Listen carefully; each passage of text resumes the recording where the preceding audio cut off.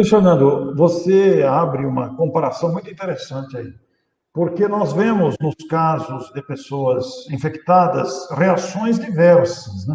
Temos aqueles que se recuperam facilmente, tem os que desencarnam, tem os que passam meses na UTI, no quarto UTI, UTI quarto, tem aqueles que têm sintomas leves, com pouca repercussão, e tem outros que talvez não sejam internados e têm uma repercussão mais aguda. Então, nós temos várias manifestações. Por outro lado, Luiz Fernando, nós sabemos que no campo da obsessão, vamos tirar a pandemia um pouco de cena. Antes da pandemia, que nós não conhecíamos esse fenômeno inédito mundial, nós aprendemos que a obsessão se dá pelo contágio psíquico mental. A pessoa abre a guarda, o espírito que quer influenciar por variadas razões, há uma sintonia e há o processo obsessivo. No caso que você citou, como tão bem fundamentado, nós podemos dizer que, guardadas todas as devidas proporções de cada caso, é como se fosse um imã atraente, um imã que atrai, sintoniza, assim como acontece com a obsessão propriamente guardadas as proporções, é claro, mas é algo semelhante, não é? É exatamente isso. Sabe que o espírito Camilo, Orson, pela psicografia de Raul Teixeira, usa uma expressão que eu acho bastante elucidativa. Cada um de nós tem um psicoímã. E esse psicoímã atrai não apenas vírus, bactérias, mas quaisquer tipos de situações na vida. Quando a gente fala, por exemplo, das mortes coletivas, não precisa ser dentro desse quadro de infecções. A gente pode falar a respeito de um acidente de avião. Foram para aquele voo somente os espíritos que têm um psicoímã que atraiu aquela situação para si. Então, aquelas pessoas chegam até o voo e acabam desencarnando num acidente aéreo, por exemplo. Quem não tinha o psicoímã para sintonizar com aquela situação, para atrair aquela situação, perdeu o Uber, o carro furou o pneu, perdeu a passagem na hora de sair, ou então na hora que chegou para fazer o check-in, viu que não estava com o documento de identidade e perdeu uma viagem internacional. O filho adoeceu de última hora.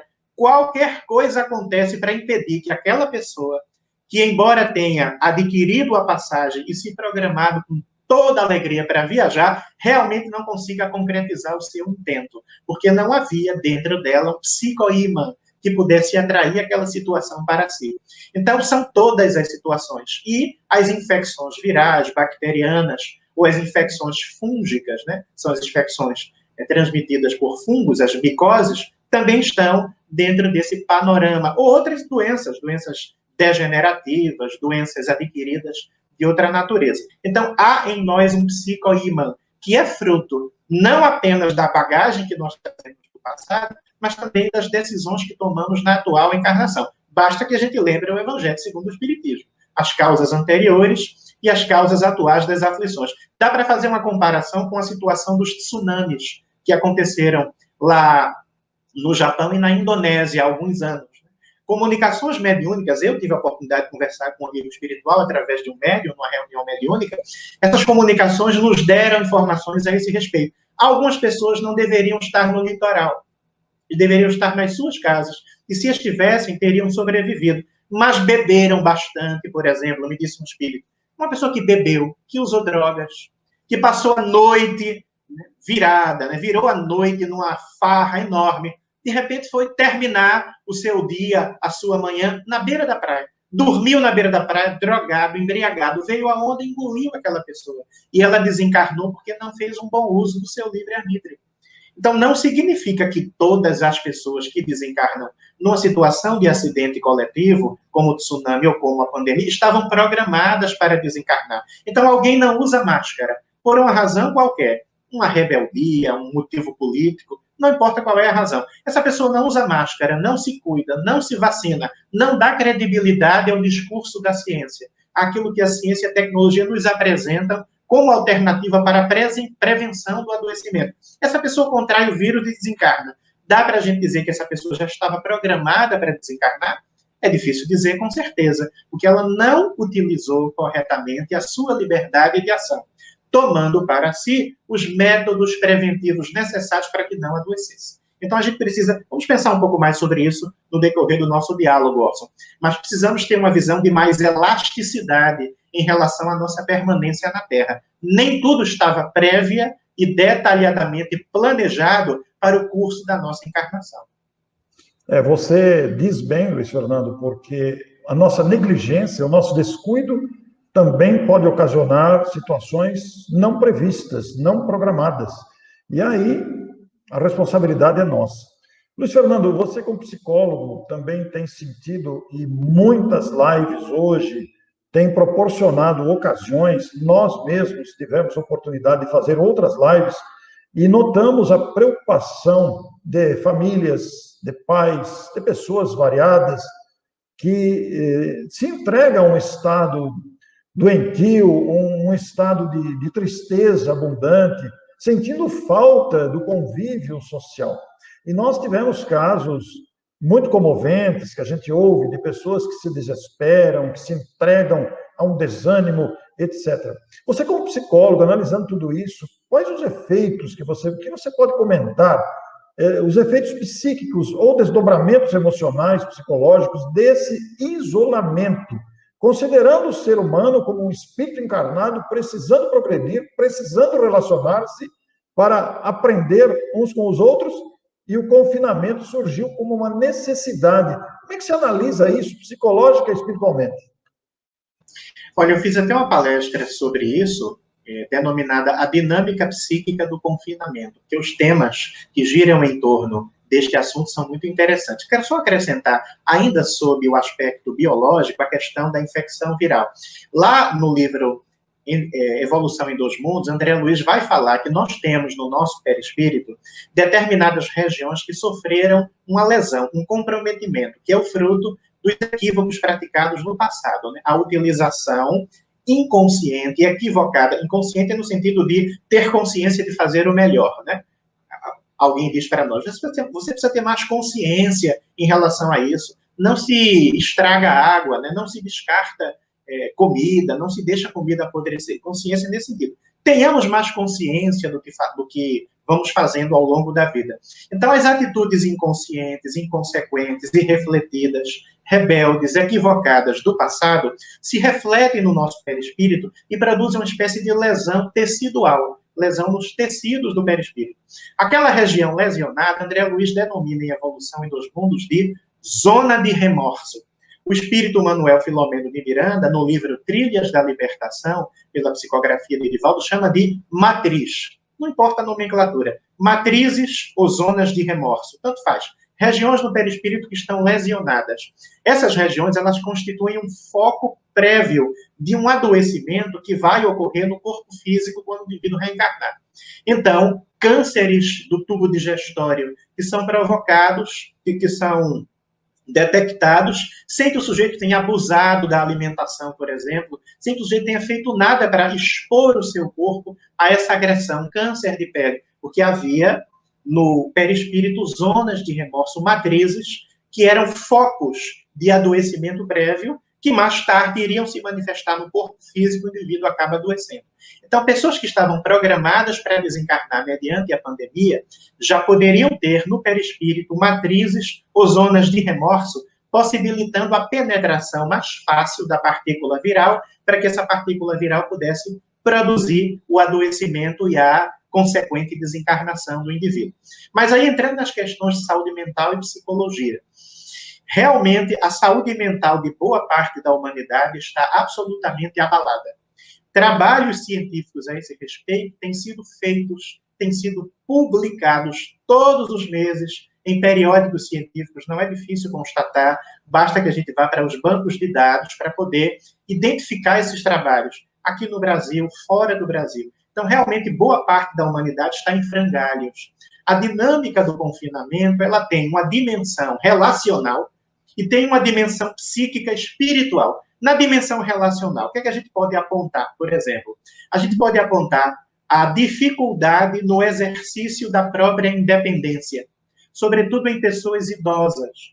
A pessoa idosa que estava acostumada o tempo inteiro a fazer suas próprias compras, fazer seus pagamentos, fazer suas caminhadas, resolver suas questões materiais para viver e para sobreviver, de forma independente, sem precisar contar com apoios externos para questões básicas, questões simples do seu cotidiano. Essas pessoas ficaram, muitas vezes, impedidas de exercer a sua independência. Exatamente porque pessoas idosas constituem esse grupo de risco para a infecção pelo novo coronavírus. Claro que boa parte dessas pessoas agora já está imunizada, ou já está começando a se imunizar, mas mesmo assim a gente não pode relaxar e se colocar numa situação de risco que pode resultar numa reinfecção viral. São poucos os casos de reinfecção, mas eles já foram relatados. E na medida em que eles são relatados, como diz um velho ditado da ciência, Orson, basta um único corvo branco para provar que nem todos os corvos são pretos, né? Então, se houve um único caso de reinfecção, significa que esse caso pode se repetir. E não foi um único caso. Outros já foram aí anunciados pela produção científica.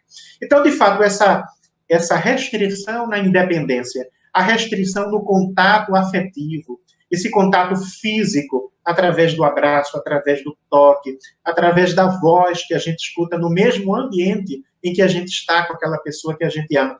Isso, de fato, tem prejudicado o equilíbrio psicofísico, porque a energia amorosa do outro é nutriente para a minha constituição energética. Vou lembrar novamente aqui André Luiz, que é um autor que eu acho fantástico e que desdobra muito o trabalho de Allan Kardec, lá no Livro dos Espíritos, no Livro dos Médiuns e na Gênese, quando vai falar sobre os fluidos, as energias. Então, André Luiz, desdobrando o trabalho de Allan Kardec em Evolução em Dois Mundos, vai dizer que o nosso perispírito é um organismo extremamente complexo. Aí André Luiz faz uma tabelinha com Emmanuel, na obra O Consolador. O que é que Emmanuel diz quando perguntaram a ele? Há órgãos no corpo espiritual? Emmanuel responde, se o corpo físico é uma cópia imperfeita do corpo espiritual, e já é toda essa complexidade de órgãos, sistemas, tecidos e células, imaginemos a complexidade do organismo perispiritual. É muito maior.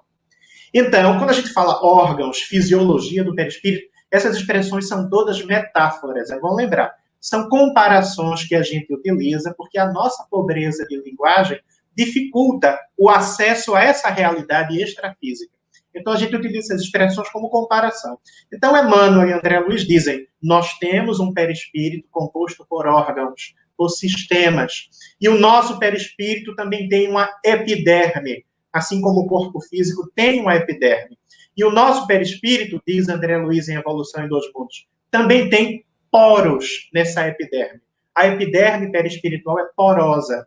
E através dessa porosidade, nós emitimos energia espiritual e assimilamos energia espiritual. Daí a gente tem uma explicação energética de André Luiz para a dinâmica do abraço entre pessoas que se amam. Há uma troca de energia tão profunda que nutre, que abastece o equipamento fisiopsicossomático, que é a expressão que André Luiz utiliza para falar da junção do corpo físico com o perispírito. Quando ele fala de perispírito, ele fala o psicossoma. E quando ele fala do corpo físico, ele fala o corpo fisiológico. Quando junta os dois, perispírito e corpo físico, André Luiz usa a expressão a estrutura fisiopsicossomática, que é os dois. Então, a estrutura fisiopsicossomática é nutrida, abastecida energeticamente com amor, que diz lá o próprio André Luiz em Nosso Lar. Né? O amor é o alimento das almas, é a própria tessitura do universo. Então, esse distanciamento desabastece. Camilo, pela psicografia de Raul Teixeira, no livro Desafios da Vida em Família, às vezes uma pessoa fica viúva, o parceiro desencarna, e pouco tempo depois o viúvo ou a viúva desencarna também. A nutrição psíquica do parceiro que desencarnou fica faltando. E essa nutrição psíquica faz a pessoa morrer com desnutrição espiritual. Olha que interessante. A pessoa morre desnutrida psiquicamente, começa a entrar numa tristeza, não vê mais sentido na vida, assim, a sua alma, que está no mundo espiritual, frequentemente cuidando da alma que ficou. Mas não é a mesma coisa de estar encarnada, fazendo companhia para o seu ser querido que está aqui no corpo físico. Essa desnutrição psíquica pode fazer com que o indivíduo, se ele não se cuidar para a manutenção da vida, desencarne até precocemente de tanta saudade. Então, a gente vê os vovôs, as vovós, sobretudo, pela própria constituição fisiopsicossomática de uma pessoa idosa, que tem características interessantes que a gente não consegue desdobrar tanto aqui, que o tempo é curto, mas que precisa desse alimento da energia do filho, desse alimento psíquico da energia do neto. Então, situações de depressão, situações de ansiedade, as várias formas de transtornos ansiosos, que existe aí um espectro enorme de transtornos ansiosos, de solidão muito profunda, tudo isso está abalando a humanidade, a incerteza quanto ao futuro, o medo de não sobreviver a essa pandemia, porque a gente tem a notícia de situações de comorbidade ou de situações de estados orgânicos já mais fragilizados pela idade, que fazem com que a pessoa penetre num grupo de risco. Mas nós já temos hoje situações como do ator brasileiro que desencarnou há pouco, que, ao que a gente verificou na imprensa, não tinha nenhuma comorbidade. E como estava com 42 anos, também não pertencia, do ponto de vista da faixa etária, a um grupo de risco, mas desencarnou do mesmo jeito. Então, essa incerteza se a sobrevivência vai acontecer ou não vai acontecer, tem provocado muitos estragos na saúde mental das pessoas.